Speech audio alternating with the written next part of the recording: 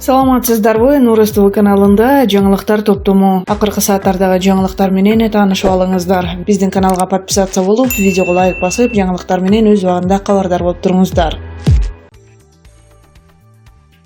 Камактагы саясатчынын аялы аны менен бирге жашагандыгынын күнү менен куттуктап жана алардын үйлөнүү тою өтө жупун өткөндүгүн белгиледи. Айгүл Текебаева жолдошун алардын үйлөнүү тоюнун 25-жылы менен куттуктады. Бул тууралуу ал Facebook социалдык түйүндөгү өзүнүн баракчасына жазды. Туптуура 25 жыл мурда 1995-жылы 18 августта биз Өмүрбек менен үй бүлө күткөнбүз. Биздин үйлөнүү үлпөтүбүз тездик менен иштиктүү жана өтө жупун өткөн. Өмүрдүн 4/1 бөлүгү. Мунун бардыгы ошол эле учурда көп дагы аз да. Жашоонун баары алдыда. Бирок баары бир белгилүү ченемде ностальгия менен эске түшүүчү нерселер бар. Жылдар өткөн сайын акыл, күч топтоп, сабырдуулукка күнөт экенсиң. Так ушул сапаттар турмушуңду сапаттуу, жаңы деңгээлге көтөрүп, жашоонун нукура баалуулуктары көз алдыңа тартылат. Бүгүн жашооңдун эң негизгиси бул жакындарыңдын сени жылуу сезимдерге бөлөп курчаганы менен алардын сага болгон сүйүүсү эң таттуу экендигин түшүнгөнүң. Өмүрбек, бүгүн менин сага айтарым, мен чексиз бактылуумун. 18/08/19 деп жазган Айгүл Текебаева.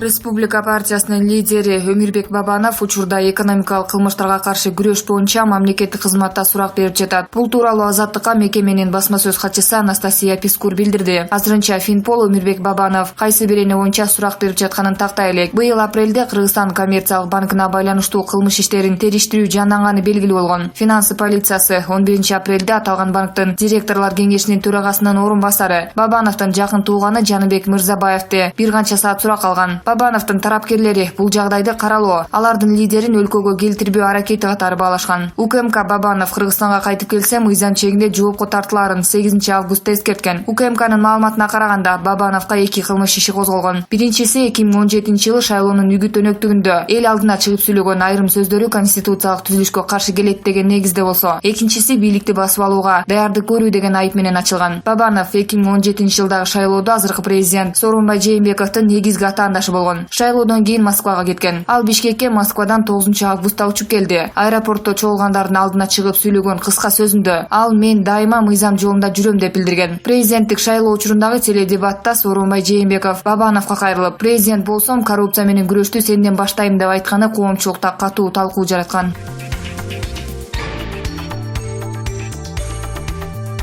Улуттук коопсуздук боюнча мамлекеттик комитет Жогорку кеңештин КСДП фракциясынын депутаты Ирина Карамушкинанын айткандарын далилсиз маалымат жайылтуу аркылуу коомчулукта алдуу деп баалады. Бул тууралуу бүгүн 19 августта мекеменин басма сөз кызматы билдирди. Атайын кызмат ошондой эле жалган маалымат тараткандар мыйзамга ылайык жоопко тартылаарын эскертти. Карамушкина бүгүн Facebook'тагы жеке баракчасына Кой Таштагы окуялар учурунда күч кызматкерлеринин ур токмогунан 24 жаштагы Курманбек уулу Миржан аттуу жигит каза болгону тууралуу кабар укканын жазган. Жана ошол күндөрү жабыркагандарды коркпостон сотторго, эл аралык уюмдарга кайрылууга үндөгөн. Курманбек уулу Миржан деген адам тууралуу эч кандай маалымат жок экенин Саламаттыкты сактоо министрлиги да билдирди. Мекеменин басма сөз катчысы Жылдыз Айгерчинова андай адам каза болду деген маалымат чындыкка жатпайт. Тизмелердин баарын карап чыктык. Медициналык жардамга кайрылгандар арасында да андай фамилия жок. Алмазбек Атамбаев Кыргызстанды 2011-2017 жылдары башкарган. Учурда УКМКнын тергөө абагында. Ал ондон ашуун кылмышка байланыштуу шек саналууда. 7-8 августта аны Кой Таштагы үйүнөн кармоо операциясы учурунда 100дөн ашуун адам жараат алганы, бир офицер каза тапканы расмий айтылган. УКМКнын билдирүүсүнө Карамушкинадан жооп боло элек.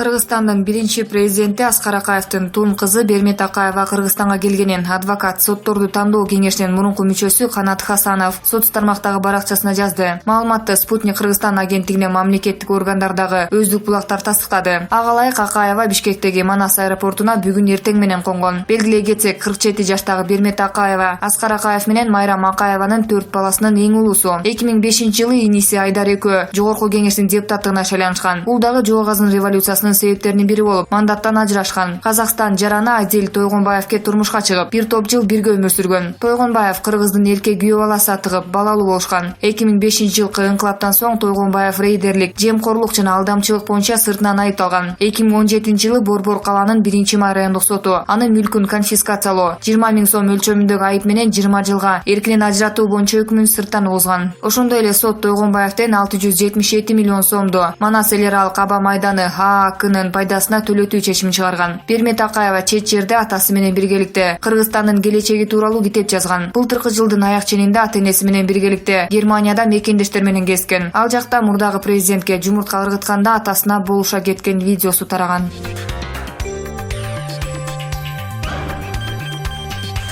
Мурунку акыйкатчы Турсунбек Акун мурунку президент Алмазбек Атамбаевке карата 100 000 сомдук доо-арызын артка кайтарып алат. Бул тууралуу ал 24 KG агенттигине билдирди. Анын айтымында Алмазбек Атамбаев камакта. Ага өтө оор делген беренелер боюнча айыпталууда. Мындан улам мурунку президент кылган иштерине жооп берет. Жарандык тартипте аны менен жалган жала боюнча соттошкондун мааниси жок. Ал мени 100 000 доллар пара алган деп айткандары жалган. Жакында муну далилдешет, деди Турсунбек Акун. Ал кошумчалагандай, Апрель телеканалы менен журналист Канат Каниметовго карата 500 000 сомдук доо-арызын кайтарып албайт.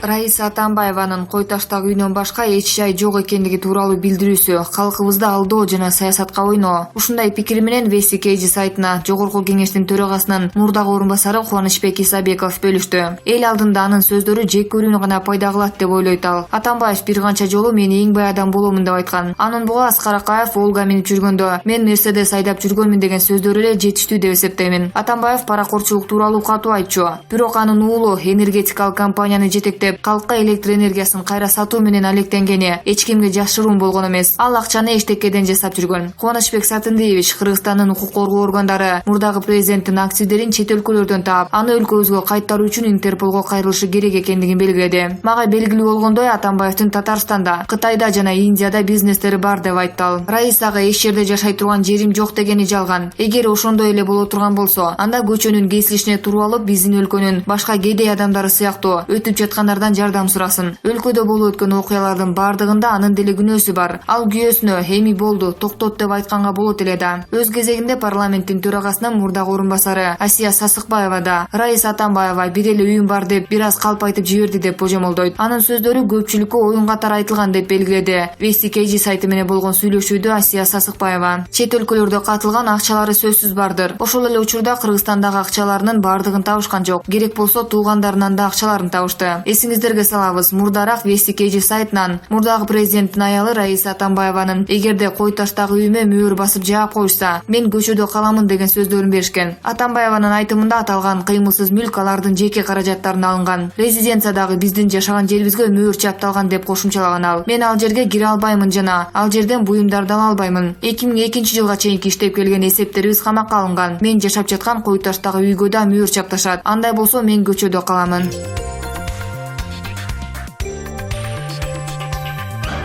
Чүй облустук соту камактагы саясатчы Жогорку Кеңештин мурдагы депутаты Садыр Жапаров боюнча райондук соттун чечимин өзгөртүүсүз калтырды. Өз чечимин сот мунапыс тууралуу мыйзам менен негиздеди. Быйыл 16 июлда Аламүдүн райондук соту жаза аткаруу мамлекеттик кызматынын Жапаровдун жаза мөөнөтүн мунапыска байланыштуу кыскартуу тууралуу сунушун 6 айлык мөөнөт өтүп кетти деген негизде кабыл алган эмес. Адвокаттар биринчи инстанциянын чечимине каршы облустук сотко арыз жазган. Бүгүнкү чечимде адвокат Шарабидин Токтосунов мыйзамсыз деп атады. Албетте мыйзамсыз. Биз жогорку сотко даттанабыз. Соттор мыйзамсыз чечимдерин улантууда. Жамк Жапаровдун жаза мөөнөтү 2026 жылдын 5 сентябрында бүтөрүн. Ага мунапыс берилсе, абактагы мөөнөтүн 2023 жылга чейин кыскартууга болоорун билдирген. Кумтөр маселесине байланыштуу өкмөткө каршы чакырыктар менен чыгып жүргөн Садыр Жапаров 2013 жылы Караколдо митинг уюштуруп, Ысык көлдүн ошол кездеги губернатору Эмилбек Каптагаевди барымтага алган деген айыптын негизинде 2017 жылдын мартында камакка алынган. 2018 жылы июнь айында экс-депутат 11 жыл 6 айга кесилген. Быйыл апрелде жогорку сот анын жаза мөөнөтүн 1,5 жылга кыскартып 10 жылын калтырган.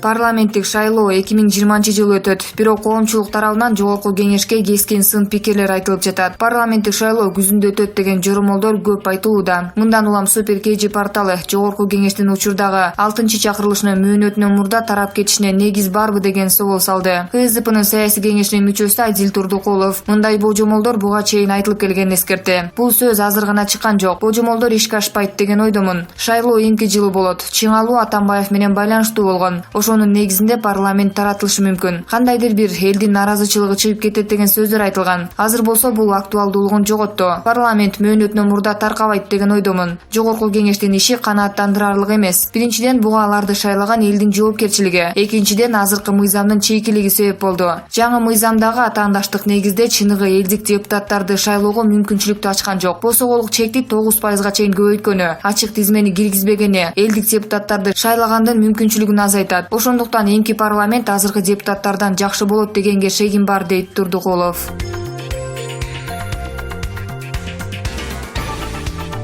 Түрмөдөн мөөнөтүнөн мурда бошотулуп, Кыргызстандан чыгып кеткен Кримтөбөл Азиз Батукаевдин ошол кездеги адвокаты Али Касымов тергөө менен кызматташууга макул болду. Бул тууралуу ИИМдин басма сөз кызматы билдирди. Маалыматка караганда, шектүү Касымов 16 август күнү кызматташуу жөнүндө процесстик келишимге келүү тууралуу кат менен кайрылган. Учурда анын бөгөт чарасын өзгөртүү маселеси каралып жатат. ИИМ тараткан маалыматта Али Касымов Батукаевди бошотуу ишинде ортомчу катары кызмат кылганы белгиленет. Сотко чейинки өндүрүштүн жүрүшүндө Азиз Батукаевди мыйзамсыз бошотуу максатында Али Касымов кызыкчылыгы бар тараптан акча каражатын алып, кызмат адамдарына берип, ортомчу катары жүргөндүгү аныкталган. Ошон менен ал Батукаевдердин үй бүлөсүн кесипкөй жактоочу катары коргогон эмес деп жазылган маалыматта. 80 жаштагы Али Касымов 31-июлда Жаза кодексинин коррупция жана кылмышка аралашуу беренеси боюнча шектүү катары кармалган. Бишкек шаардык соту аны 26 августка чейин номер 1 тергөө абагына камакка алган. Азиз Батукаевдин түрмөдөн мыйзамсыз бошотулушуна байланыштуу козголгон кылмыш иши боюнча мурдагы президент Алмазбек Атамбаев, мурдагы башкы прокурор Аида Салянова баштаган 20 чукул мурдагы мамлекеттик кызматкерлерге, аткаминерлерге, дарыгерлерге айып коюлду. Батукаев 2013-жылы айыккыс илдетке чалдыкты деген негизде мөөнөтүнөн мурда түрмөдөн чыгып, Орусияга чыгып кеткенине байланыштуу кылмыш иши быйыл кайра иликтене баштаган.